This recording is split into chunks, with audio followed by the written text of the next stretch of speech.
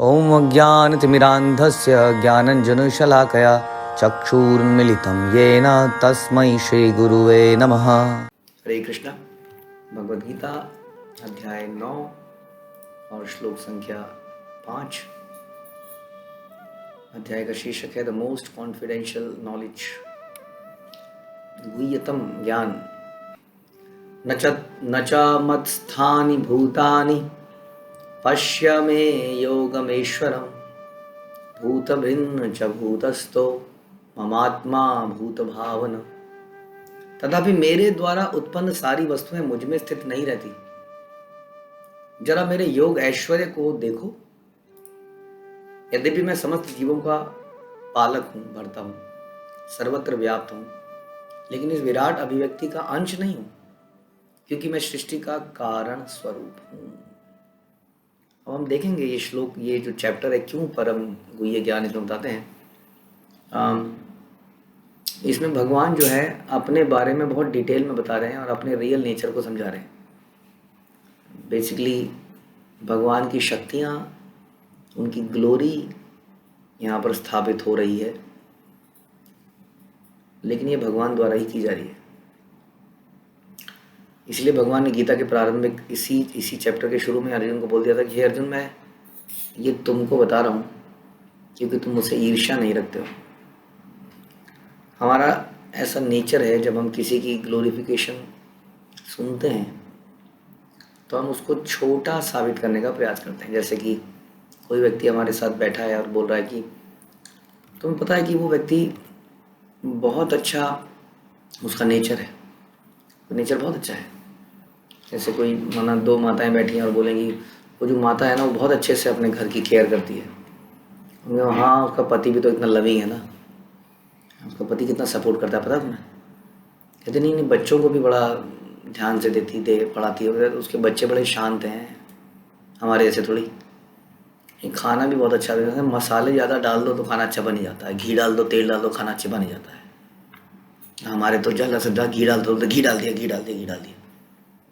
आप देखेंगे नेचर में है, हम जैसे हम किसी का सुनते हैं हम कुछ ना कुछ बोल देते हैं। हमारी ऐसी कोई इंटेंशन नहीं है कि हमें उसकी बुराई करनी है, लेकिन बाय नेचर ऐसा आपने देखा होगा, जैसे ही किसी के बारे में कुछ अच्छा सुनते हैं तो हम थोड़ा सा किसी, ये सटल रूप में, सूक्ष्म रूप में ईर्ष्या है जो हम बोल नहीं पाते हैं। और सुनते हैं तो हम उसको छोटा करने का प्रयास करते हैं कि मेरे जीवन में तो इतनी समस्या है इसलिए मैं नहीं कर पा रहा हूँ। अरे आपकी तो बात ही नहीं कर रहे हम तो सामने वाले की बात कर रहे हैं। लेकिन हम हर चीज़ को अपने से कंपेयर करते हैं। अच्छा ये अच्छा कर रहा है, इसका मतलब मैं अच्छा नहीं कर रहा। तो फिर हम लॉजिक देना शुरू करते हैं कि हमारे साथ तो इतनी समस्या है ना। ज़रूरी नहीं है कि वो अच्छा कर रहा है तो आप बुरा कर रहे हैं, वो भी अच्छा कर रहा है, आप भी अच्छा कर रहे हैं, आप किसी और एंगल से अच्छा कर रहे हैं, वो किसी और एंगल से अच्छा कर रहे हैं। तो ये ईर्ष्या हमसे करवाती है। और इसी तरह से ये ईर्ष्या भगवान के साथ भी होती है। हमने कितने सारे लोग देखे हैं ऐसे जो हमसे प्रश्न पूछे हैं। इन्हीं क्लासेस में कई लोग आए और पूछे, प्रभु जी ये बताइए, ये क्या सही बात है? भगवान कह रहे हैं मन मना भव मत भक्तो मध्याजी माम नमस्करो। ये क्या अच्छी बात है? भगवान अपने लिए बोले जा रहे हैं, मेरे को नमस्कार करो, मेरे को प्रणाम करो, मेरे भक्त बनो। क्या सही है? ये ईर्ष्या का एक लक्षण है। वास्तव में भगवान इतने दिव्य हैं कि और हम इतने सूक्ष्म हैं। बताइए क्या भगवान राम ने गिलहरी को बोला, हनुमान जी को डांटा कि गिलहरी को राम सेतु बनाने के लिए जो धूल के कण वो पानी में गिरा रही है उसको गिराने दो। तो इसका मतलब भगवान राम को उस गिलहरी की आवश्यकता है। क्वेश्चन ये है कि क्या भगवान राम को हनुमान जी की आवश्यकता है? नहीं है, जैसे गिलहरी की नहीं है। बट उन्होंने कहा जैसे आप सर्विस कर रहे हो वैसे ये भी सर्विस कर रही है। तो भगवान इतने महान हैं, इतने असीम हैं, जैसे कि इन श्लोकों से दिख भी रहा है कि मेरे द्वारा उत्पन्न सारी वस्तुएं हैं, मेरे योग ऐश्वर्य को देखो, मैं ही सबका पालक हूँ, सर्वत्र व्याप्त हूँ। तो भगवान को किसी वस्तु की आवश्यकता वास्तव में नहीं है, लेकिन वो हमसे इसलिए करवाते हैं क्योंकि इसमें उस गिलहरी का फ़ायदा है, हनुमान जी का फ़ायदा है, हमारा फ़ायदा है, इसलिए भगवान बोलते हैं। दूसरी तरफ से हमें भी अपनी तारीफ करने की आदत है। हम अगर इसको दूसरे एंगल से, एक तो हमने कहा हम जब किसी की बड़ाई सुनते हैं तो हमसे सुना नहीं जाता है। दूसरा, हम अपनी बड़ाई हर जगह करना चाहते हैं। अपने आप ही हम बोलना चाहते हैं हाँ ये मैंने किया है, एक ये किसने इतना अच्छा काम किया है, ये मैंने किया है। हुँ? और कहीं कुछ बुराई हो रही हो तो हम कहीं कुछ कोने में छुप जाते हैं। तो यहाँ पर इसको भगवान से कंपेयर नहीं कर सकते, क्यों? क्योंकि भगवान इसको गुप्त रूप से अपने प्रिय मित्र सखा को बता रहे हैं। हाँ, इट इज़ नॉट लाइक कि कृष्णा पब्लिकली इसको अनाउंस कर रहे हैं, मन मना भव मत भक्तो मत त्याजी माम नमस्कुरु। इसलिए एक अपराधों में से 10 अपराधों में से एक अपराध है कि भगवान की नाम की महिमा इत्यादि को अभक्तों के सामने बोलना। तो भगवान का प्रचार कभी अभक्तों के सामने नहीं करना चाहिए।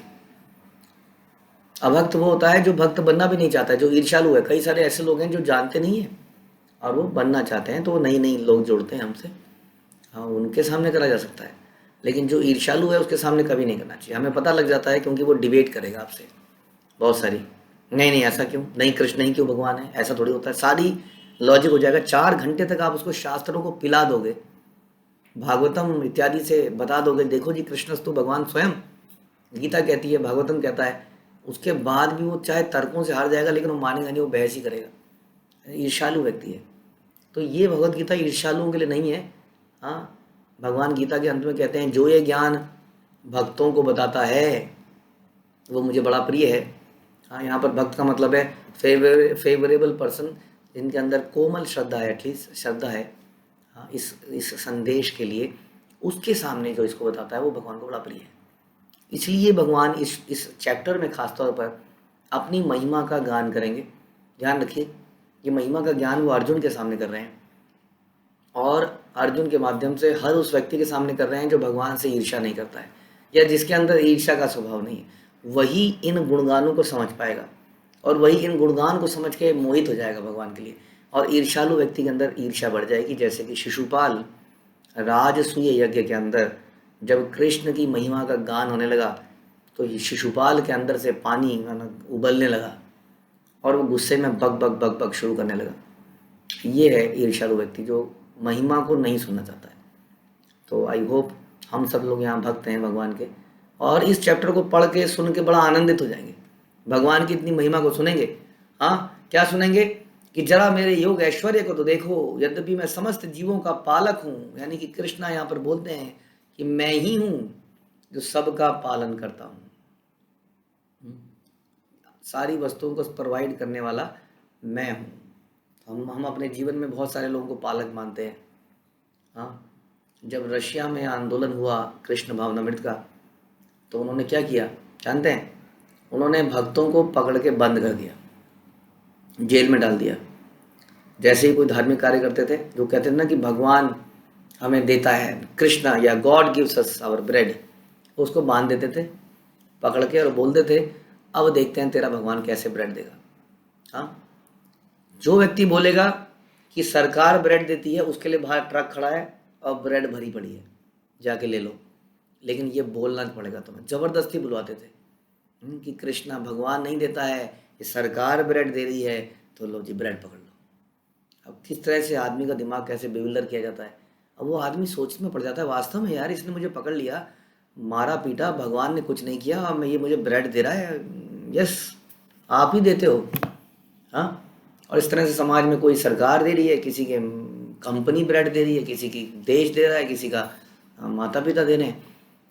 वास्तव में जो देने वाले हैं यहाँ बताया जा रहा है, यद्यपि मैं समस्त जीवों का पालक हूँ और सर्वत्र व्याप्त हूँ।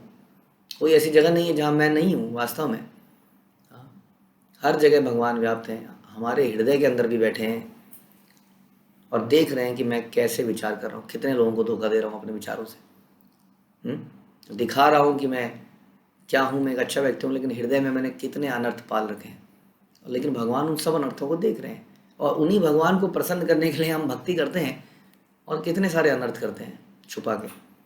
हाँ, तो यहाँ भगवान बता रहे हैं कि मैं समस्त जीवों का पालक हूँ, सर्वत्र व्याप्त हूँ, लेकिन इस विराट अभिव्यक्ति का अंश नहीं हूँ। आप ये मत सोच लेना कि मैंने ये इतना सारा संसार बनाया है तो मैं बड़ा बिजी हूँ इसको मेंटेन करने के लिए। एटलस की तरह मेरी कमर झुक गई है इस ब्रह्मांड को उठाकर। ध्यान रखिए, भगवान के पास एक ही ब्रह्मांड नहीं है, भगवान के पास बहुत सारे ब्रह्मांड हैं। अगर इसी ब्रह्मांड में भगवान बिजी हो जाएंगे तो बाकी ब्रह्मांडों को कैसे मैनेज करेंगे? वास्तव में बाकी ब्रह्मांडों को भी मैनेज करने के लिए भगवान को कुछ नहीं करना पड़ता है, ये उनकी शक्तियों से मेंटेन होते हैं। हाँ, इस प्रकार से भगवान इस सृष्टि को बनाते हैं, लेकिन इस सृष्टि पर ना तो डिपेंडेंट हैं, ना इससे प्रभावित हैं, और ना ही इसी में सीमित हैं, वो असीमित हैं। हाँ, तो यहाँ इसलिए बता रहे हैं कि मैं अपनी एक सेपरेट पोजीशन बनाए रखता हूँ इतने सारे ब्रह्मांड को मैनेज करते हुए। कितने ब्रह्मांड हैं, कोई गणना नहीं है इसकी।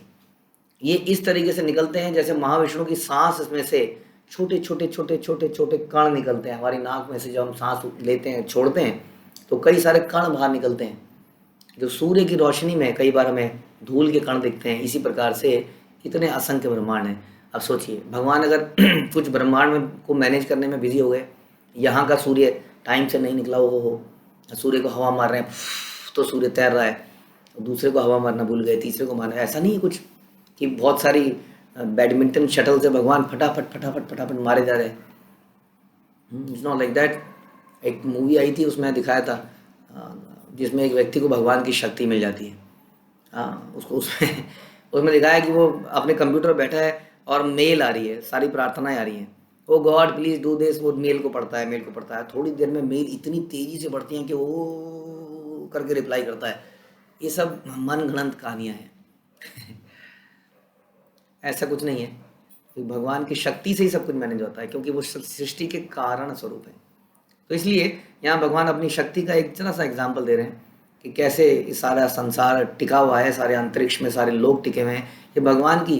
भगवान आगे बोलेंगे अर्जुन को, हे अर्जुन तुम ये जानकर क्या करोगे, ये सारी सृष्टि को मैं अपनी शक्ति के एक अंश से मैनेज कर लेता हूँ। All this just by the spark of my energy. सब कुछ चलता रहता है अपने आप, कुछ ज़्यादा टेंशन नहीं है। इसलिए ये मत सोचो कि ये चल कैसे रहा है, तो बिविल्डर हो जाओगे, परेशान हो जाओगे। बस मेरी भक्ति करो। हाँ, वो अपने मित्र को ऐसा बोल रहे हैं, या हम जैसे लोगों को बोल रहे हैं जो भगवान से प्रेम करते हैं। तो भगवान को हमें इसी रूप में समझना चाहिए। हम कोई काम करना चाहते हैं तो अनेक विघ्न आ जाते हैं, और कभी कभी हम जो चाहते हैं करना वो कर नहीं पाते हैं। लेकिन जब कृष्ण कोई कार्य करना चाहते हैं तो वह सब कुछ इतनी पूर्णता से संपन्न होता है कि कोई सोच नहीं पाता कि सब हो कैसे गया। अब भगवान इसी तथ्य को समझाते हैं कि यद्यपि वो समस्त सृष्टि के पालक हैं, धारण करता है, किंतु सृष्टि का स्पर्श नहीं करना पड़ता उन्हें परिश्रम नहीं करना पड़ता। केवल उनकी परम इच्छा से ही वस्तु का सृजन, धारण, पालन, संहार हो जाता है। उनके मन और स्वयं उनमें कोई भेद नहीं है। जैसे कि हमारे मन अलग है, हमारा शरीर अलग है, हम सुनते हैं ना, सूक्ष्म शरीर, स्थूल शरीर, आत्मा। भगवान के अंदर ऐसा नहीं है, क्योंकि वे परमात्मा है, साथ ही वे प्रत्येक वस्तु में उपस्थित हैं। किंतु सामान्य व्यक्ति यह नहीं समझ पाता कि वे साकार रूप में कैसे उपस्थित हैं।